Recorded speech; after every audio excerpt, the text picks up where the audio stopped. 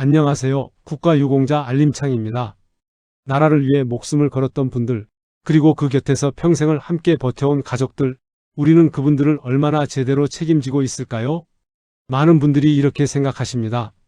국가유공자라면 당연히 끝까지 나라가 챙겨줘야 하는 거 아닌가요? 맞습니다. 당연히 그래야 하죠. 그런데 현실은 조금 다릅니다. 제도는 분명히 있습니다. 지원도 있고 혜택도 있습니다. 그런데 그 사이사이에 아직 채워지지 않은 빈틈이 남아 있어요. 그리고 바로 그 빈틈에서 가장 힘드신 분들이 오늘 제가 이야기하려는 분들입니다. 최근 울산에서 열린 간담회에서 그동안 잘 드러나지 않았던 문제가 다시 수면 위로 올라왔습니다. 바로 유족이 돌아가신 이후 법적 유족 범위에 포함되지 않는 가족들의 의료비 지원 공백 문제입니다. 이게 단순히 복지를 더 늘리자는 이야기가 아닙니다. 우리가 예우라는 말을 쓸 때 과연 그 예우가 어디까지 미쳐야 하는가? 그걸 다시 한번 생각해 보자는 이야기입니다. 1. 지금 제도는 어디까지 지원이 되나? 현재 대부분의 지방자치단체 조례를 보면 국가보훈 대상자에 대한 지원은 크게 이렇게 나뉩니다. 국가유공자 본인, 그리고 그 유족, 이 두 단계까지는 일정 수준의 의료비 관련 지원이나 복지 혜택이 이어집니다. 여기서 한 가지 먼저 짚어드리려. 법적으로는 배우자, 자녀, 부모 등 순위에 따라 유족이 정해집니다. 이 순위 구조에 따라 지원 대상 여부가 달라질 수 있다는 점 미리 알고 계시면 좋습니다. 그리고 여기서 꼭 짚고 넘어가야 할 부분이 또 하나 있습니다. 보훈 의료 지원은 국가 차원의 제도와 지자체 조례에 따른 지원으로 나뉘어 있습니다. 국가 제도는 기준이 엄격하게 정해져 있지만 지자체 조례는 상대적으로 유연하게 조정이 가능합니다. 이번 울산 사례도 바로 이 지자체 조례를 통해 사각지대를 보완하려는 움직임이라고 보시면 됩니다. 그럼 제도 구조로 다시 돌아와서 이야기해 볼게요. 지금 제도는 유공자 본인에서 시작해서 유족까지는 지원이 이어지는 구조입니다. 하지만 그 이후 단계에 대해서는 명확하게 다루지 않는 경우가 많습니다. 쉽게 말씀드리면 이렇습니다. 지금 제도는 하나의 선이 쭉 이어지는 게 아니라 중간에 뚝 끊기는 구조예요. 유공자에서 유족까지는 선이 이어지지만 그 다음부터는 다시 전혀 다른 사람처럼 취급이 되는 겁니다. 행정적으로는 대상 구분을 명확히 해야 하니까 이런 구조가 만들어진 건 이해가 가기도 합니다.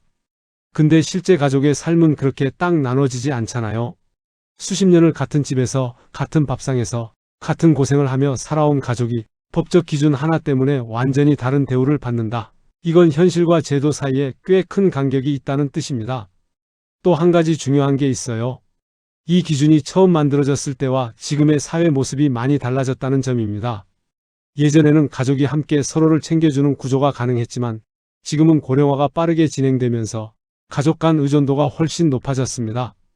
그런데 제도는 그 변화를 아직 충분히 따라가지 못하고 있는 상황입니다. 이 문제는 여기서 시작됩니다. 앞서 말씀드린 것처럼 법적으로 유족 범위에 포함되는 분들은 배우자, 자녀, 부모 등 순위가 정해져 있습니다. 그런데 오늘 이야기의 핵심은 바로 이 순위 구조에서 발생하는 공백입니다. 조금 더 현실적인 예를 들어볼게요. 국가유공자가 돌아가신 뒤 자녀분이 유족으로 등록되어 지원을 받아오셨다고 가정해 봅시다. 그런데 그 자녀분마저 먼저 세상을 떠나셨다면 어떻게 될까요? 같은 가정에서 함께 살아온 고령의 배우자, 즉 유공자의 아내나 남편이 아직 살아계신 경우라도 유족으로 등록된 자녀가 사망하는 순간 의료비 관련 지원이 이어지지 않는 상황이 발생할 수 있습니다. 이분들이 바로 이번 논의에서 가장 주목받고 있는 분들입니다.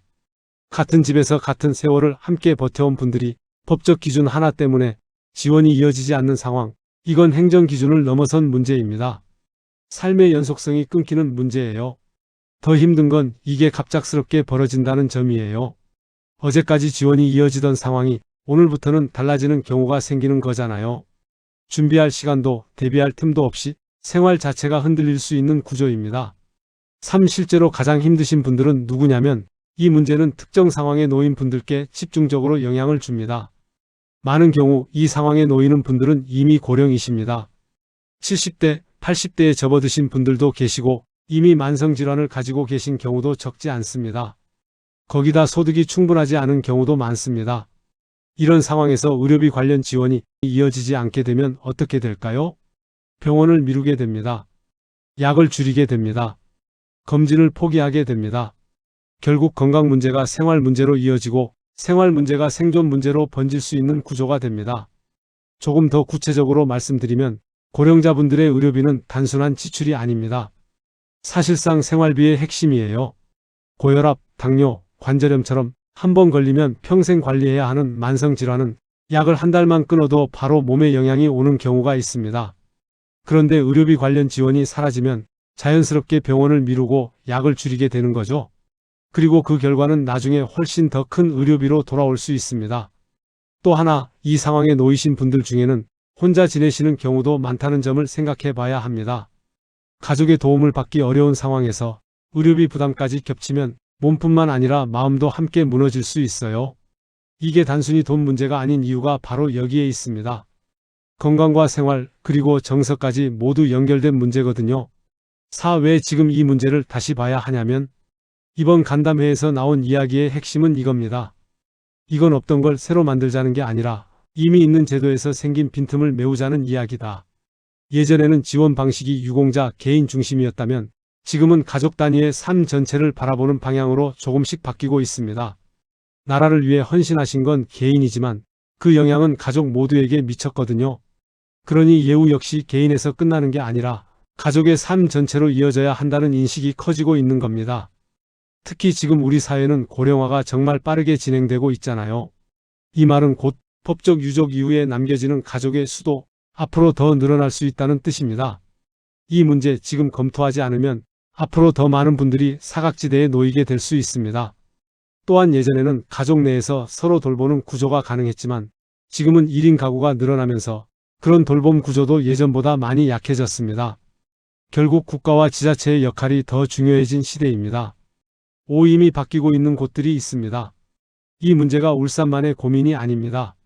일부 지자체에서는 이미 법적 유족 범위에 포함되지 않는 가족까지 지원 범위를 넓히는 사례가 나오고 있습니다. 이건 단순히 아이디어 차원이 아니에요.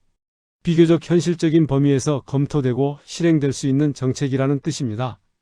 즉, 불가능해서 못하는 게 아니라 아직 기준이 바뀌지 않았을 뿐이라는 거죠. 복지 정책의 변화는 보통 작은 지역에서 시범적으로 시작해서 효과가 확인되면 점점 전국으로 퍼지는 흐름을 가집니다. 예전에도 그랬고 지금도 그런 방식으로 많은 제도들이 만들어져 왔어요. 이번 사례도 충분히 그 흐름을 탈 가능성이 있다고 봅니다. 게다가 이 정책은 비교적 현실적인 범위에서 검토될 수 있는 정책입니다. 지원 대상 자체가 제한적이기 때문에 체감 효과는 크면서도 부담은 상대적으로 작을 수 있거든요.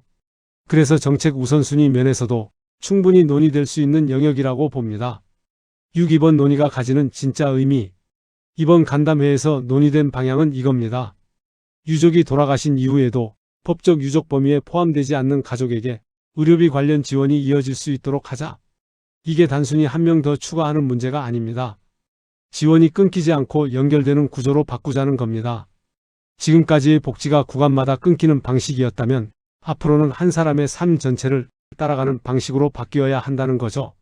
이 변화가 이루어진다면 앞으로 비슷한 상황에 놓이실 많은 분들께 실질적인 도움이 될 수 있습니다. 그리고 이번 논의가 의료비 하나로 그치지 않을 가능성도 있습니다.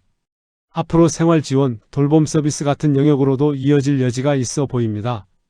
그런 의미에서 이번 논의는 작은 시작이지만 꽤 중요한 시작점이 될 수 있습니다. 마지막으로 우리가 다시 생각해 봐야 할 것. 국가유공자에 대한 예우는 어디까지가 적절할까요? 그리고 언제까지 이어져야 할까요? 법적 기준에서 딱 끊을 것인지 아니면 삶의 맥락까지 보고 이어갈 것인지 이 선택 하나가 누군가의 노후 삶을 크게 바꿀 수 있습니다. 우리는 흔히 이런 말을 합니다.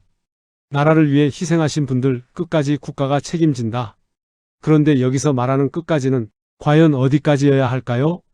유공자 본인까지만일까요? 아니면 그 가족의 삶, 그 가족의 노후까지 포함해야 할까요? 이 질문에 대한 답이 앞으로의 정책 방향을 결정하게 될 겁니다. 오늘 영상이 도움이 되셨다면 구독과 좋아요 눌러주시면 큰 힘이 됩니다. 앞으로도 알기 쉽게 정리된 보훈 소식 전해드리겠습니다.